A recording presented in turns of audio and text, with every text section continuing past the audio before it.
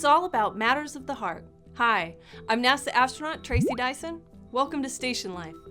The focus of today's show is on matters of the heart as they relate to good cardiovascular health. We'll take a look at how NASA keeps astronauts' hearts healthy off the Earth. And we'll take a look at some of the research being done aboard the International Space Station that can keep all of us healthier here on the Earth. Houston on 2 for velocity confirmation. Go ahead and leave steps 4, 5, and 4, 6. We're moving on to Tracy, step you 5. want to go right now for that activity? Thank you. Okay, Tracy, we copy, and that's good information. We'll pass it along. Cardiovascular disease, including heart disease, stroke, and high blood pressure, is the #1 killer of men and women across America. Fortunately, many studies have shown that healthy habits, including good nutrition and exercise, are important for maintaining a healthy heart here on Earth. Those habits are even more important for astronauts on the International Space Station. Living in microgravity for 6 months changes our bodies in a number of ways. Without gravity, we lose bone mineral density, our muscles atrophy, and our cardiovascular system gets weaker. Some of our studies have shown that in space, the size and shape of our hearts may actually change, which could make it difficult to do our jobs when we get back to Earth or even land on Mars. On Earth, our heart and blood vessels are well adapted to work against the downward pull of gravity. In space, however, there's a tendency for blood and other bodily fluids to accumulate in the upper body. Let's take a look at one of the consequences of this fluid shift. We have recently identified that some astronauts experience changes in their vision, which might be related to the cardiovascular system. Our hearts pump blood around our body through blood vessels. Special adaptations in our bodies ensure that fluid is evenly distributed despite the pull of gravity. In space, astronauts no longer experience the downward pull of gravity, and the fluid in their bodies tends to move towards the upper body and the head. Our cranium is a rigid container. As the fluid moves towards the head, it causes the pressure inside the skull to rise. This is known as increased intracranial pressure. The optic nerve travels from the brain to the eye. The increased pressure from the cranium travels down the nerve and affects the eye. It causes the optic nerve to be squeezed and the optic disc, where the optic nerve meets the eye, to swell. The back of the eyeball flattens as pressure builds behind it, and the blood vessels in the back of the eyeball also swell. These changes can affect the astronaut's vision. One change is that the astronauts become farsighted. A second change is that they can develop cotton wool spots, which represent damage of the nerve fibers in the back of the eye. These can cause discrete areas of vision loss. NASA is working to understand and prevent these changes in astronauts, which may also help us understand and prevent related vision changes here on Earth.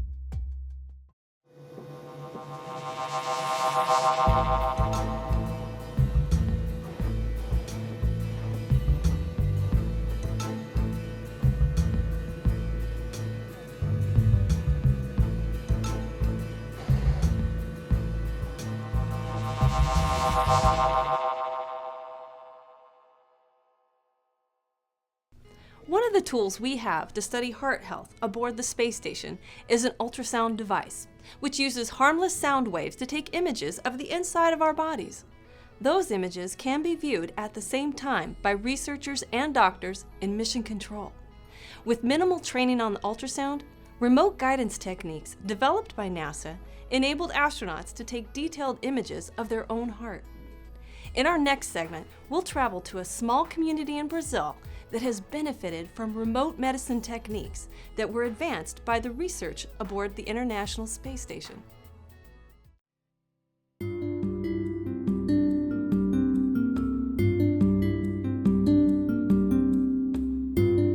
Minas Gerais is a large state. Our territory is about the size of France, and we consist of 853 units and municipalities. There are large distances between our communities and many very isolated rural communities.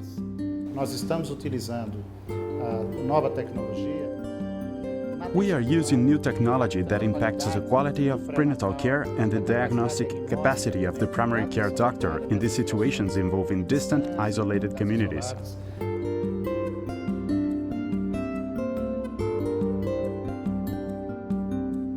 Providing medical care for people in remote locations like distant rural communities or the International Space Station, can be difficult because trained medical personnel are not always available. NASA research teams develop techniques that enable astronauts aboard the space station with minimal training to operate an ultrasound device using simple printed guides. The ultrasound images are transmitted in real time to a doctor back on Earth, who can make medical decisions without actually being aboard the station. These same techniques have been adapted for use with portable ultrasound devices in communities where expert medical care is not always available.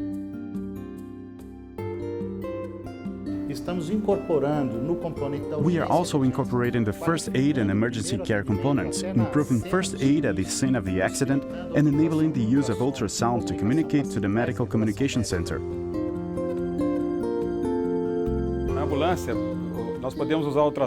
In the ambulance, we can use ultrasound in various situations. In those situations where time really matters, in which you have little time to make decisions.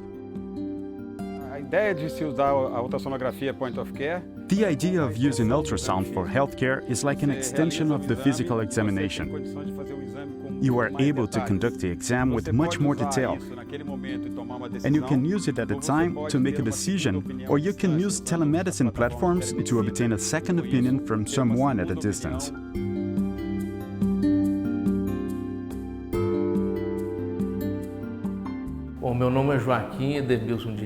My name is Joaquim Diniz. I'm a doctor in the town of Manga. In Manga, people live with a particularity, and that is isolation.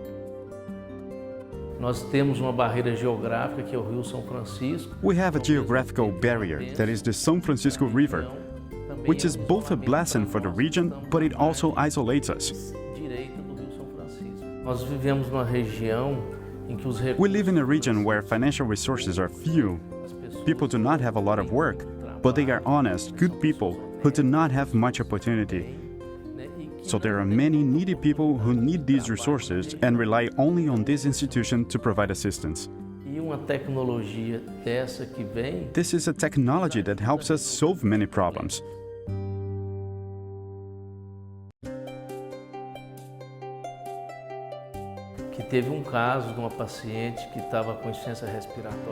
That was the case of a patient who came to the hospital with severe respiratory failure, and the people realized she would die in just 20 to 30 minutes. We talked with Dr. Parzelli, who was training us to use the ultrasound. He came and applied the ultrasound and discovered large amounts of fluid around her lungs and heart. We performed the procedure and drained a lot of fluids. In 10 minutes, the woman immediately experienced an improvement, and in half an hour was already walking. It was like a miracle, a rise and walk. She was dying in front of us without people knowing what was happening. This ultrasound was instrumental in saving the life of that patient.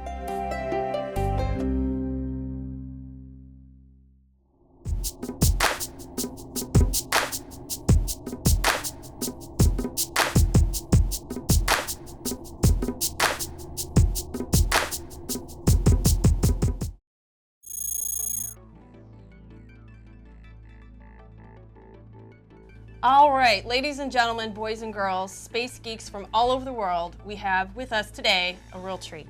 Dr. Koichi Wakata from the Japanese Space Agency and absolutely one of my favorite astronauts.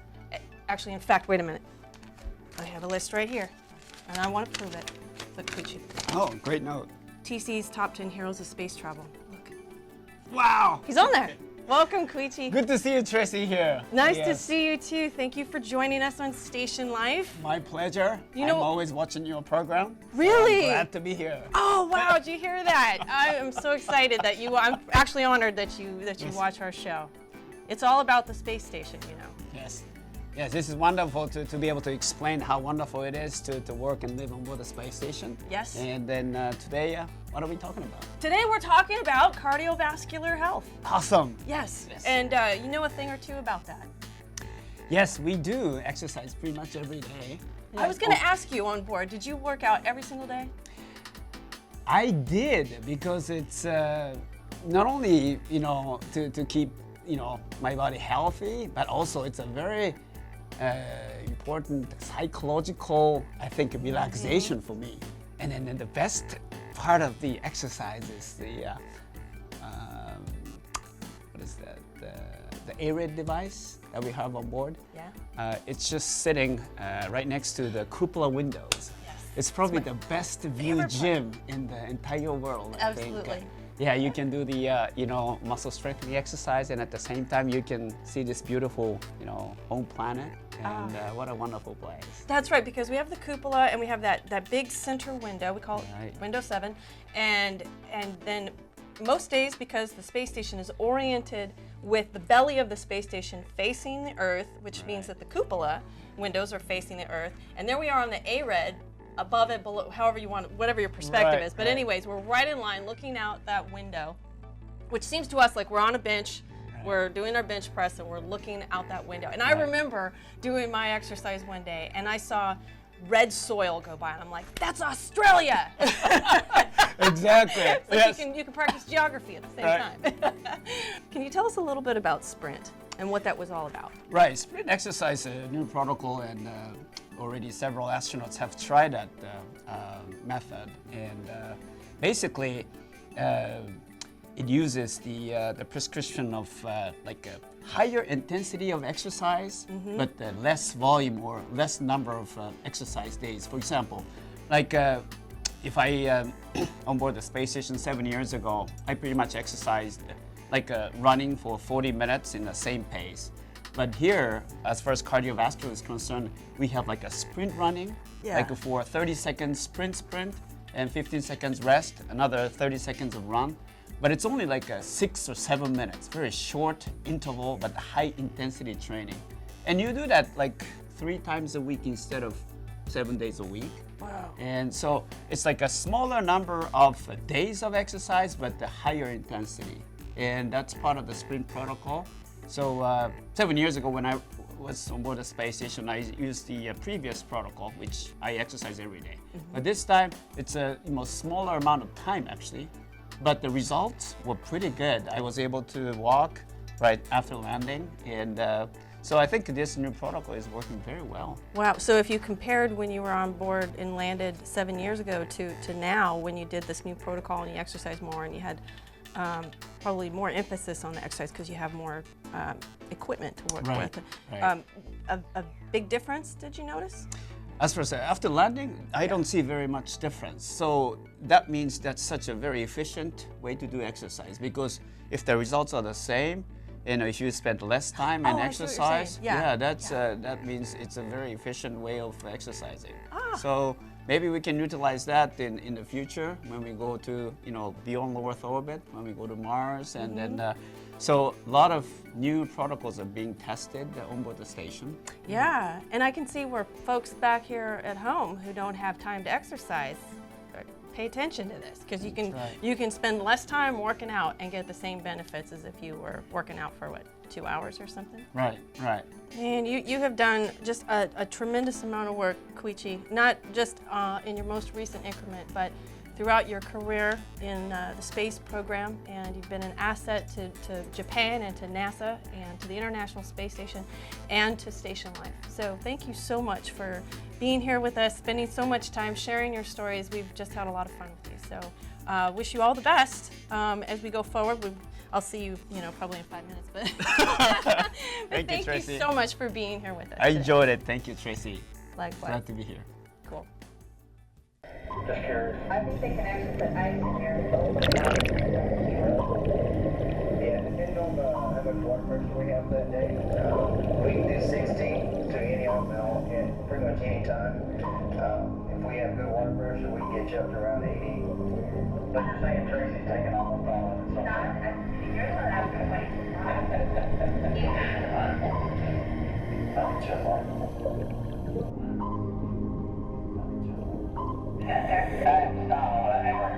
Okay. Thank you for that. Thank you. Trying to get with confidence all of it. Indeed. So with all this exercise going on, is it really working? Researchers and ACERs, who are astronaut strength conditioning and rehabilitation specialists, have made great progress. Before we had a full gym on the space station, our astronauts needed quite a bit of recovery time back here on Earth. Today, our astronauts are coming home in excellent health. My name is Mark Williams. I'm the lead astronaut strength and conditioning coach. On board at the International Space Station, we have 3 pieces of hardware. We have a cycle, which we call CVIS. We have a treadmill, which is called T2, and we have a resistive exercise device, which is called ARED. And each device is specifically designed to do certain things for the astronaut. We try to do one of those particular devices every other day. One of them we're going to get a little bit better cardiovascular fitness out of it. The other one we get a little bit more impact loading, like running on the ground. So that affects muscle, it'll affect a little bit of bone, does things. Those are the physiological aspects of it. But then also making sure when they come home from a 6-month flight that they don't come home like a bowl of Jell-O. You know, they're going to lose muscle, they're going to lose strength, they're going to lose bone, they're going to lose cardiovascular fitness.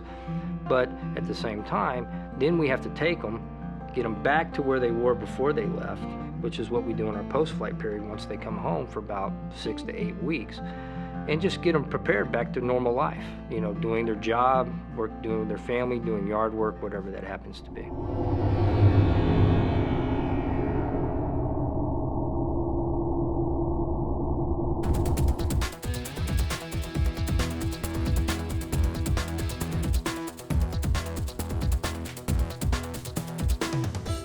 Have you ever been sedentary for a long period of time, like lying in bed for a week because of an illness or surgery, and then stood up quickly? Did you feel like you might fall or that not all your senses were functioning? Hi, I'm Dr. John Charles with NASA's Human Research Program. During the 1-year International Space Station mission, NASA will conduct functional studies to gain insight into key physiological factors that contribute to changes in performance. Just like it would take minutes, hours, or even days for your body to acclimate to standing after lying in bed for weeks, it takes time for an astronaut's body to acclimate to an environment with gravity after working without it for many months.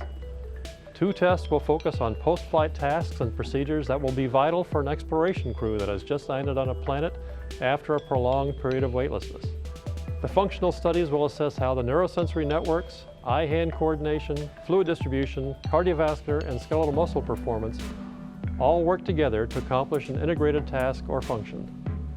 Researchers hope to compile a post-flight recovery timeline and develop and validate tests to define acceptable performance and define the linkage between physiological changes and functional capacity. This information will be helpful for astronauts and researchers as they prepare for future long-duration missions to asteroids, Mars, and beyond. To learn more about NASA's Human Research Program, visit www.nasa.gov. So now let's hear from one of our researchers who is studying the cardiovascular system off the Earth for the Earth.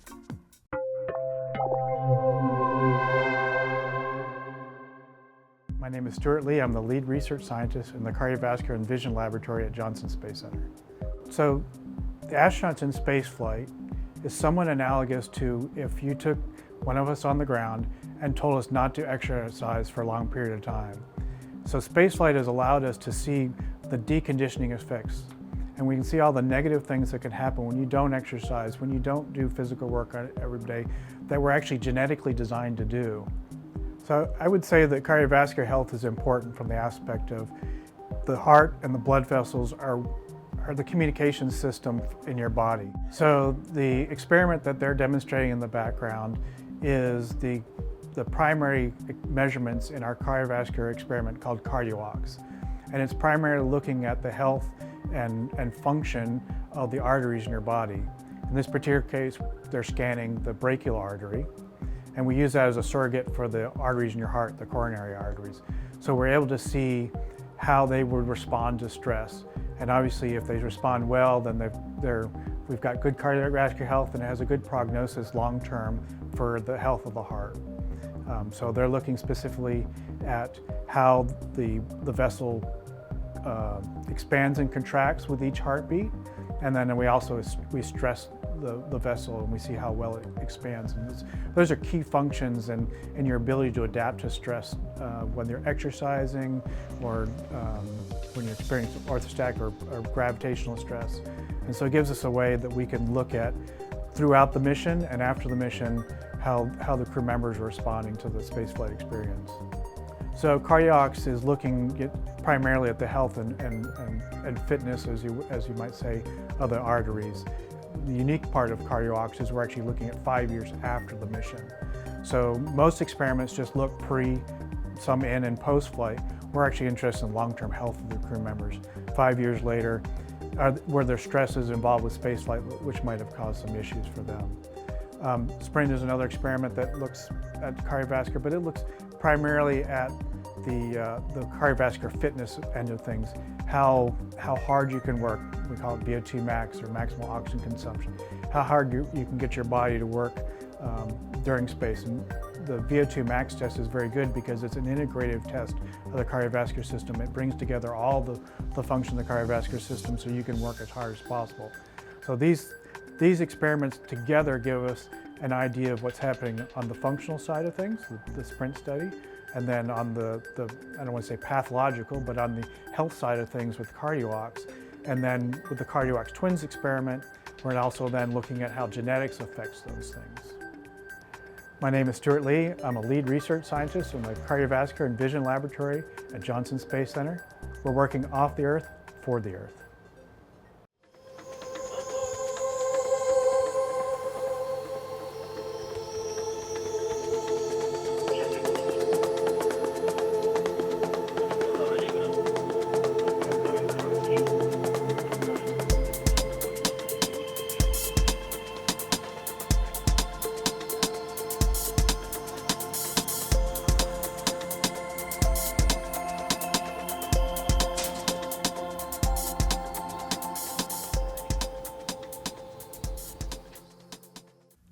Our International Space Station provides an unprecedented research platform in space, allowing doctors and scientists to conduct science experiments that can't be done anywhere else. For NASA, keeping our astronauts' heart healthy is vital for continuing the journey off the Earth. Here on the Earth, the keys to good heart health are good nutrition and vigorous exercise. Thanks for joining us on StationLIFE at our behind-the-scenes look at cardiovascular research being done aboard the International Space Station. And as always, be sure to follow us on Facebook and Twitter for the latest research news, and download our app, which is legit, on your mobile device. Until next time, we're working off the Earth for the Earth.